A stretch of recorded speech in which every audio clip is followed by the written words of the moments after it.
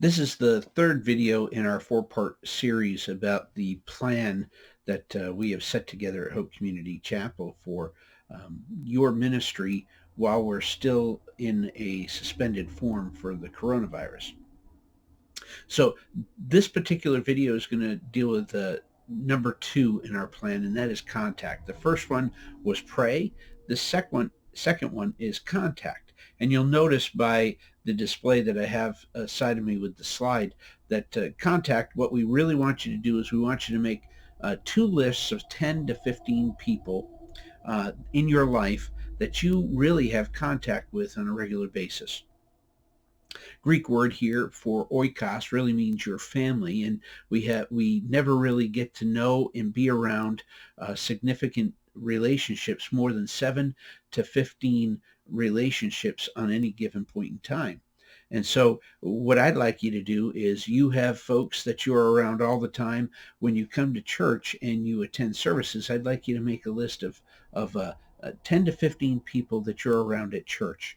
And then I want you to call them every week and just have contact with them, pray with them, ask them how they're doing, spend a little bit of time with them. The second list I want you to make is, again, of 10 to 15 people, but you'll remember this little acronym, so to speak. It's the NFL, your neighbors, friends, and loved ones. Those folks that you interact with on a weekly basis, that you get to know people with and you're talking with, whether it be at work, your neighbors, your parents that you're calling, or your kids, everything like that. Your neighbors, friends, and loved ones.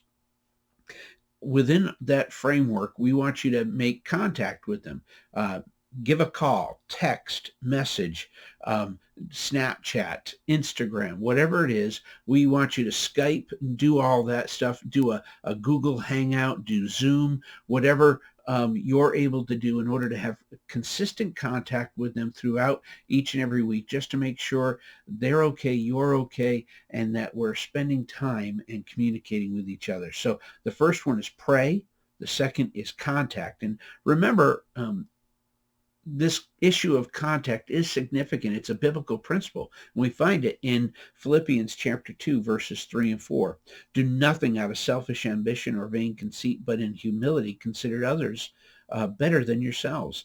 Each of you should not look only to your own interests, but also to the interests of others. And that's that issue of contact. Make sure that you're connecting with people on a regular basis each week, two different lists. One about folks in the church that become your family, and one, those neighbors, friends, and loved ones in the community that are your family.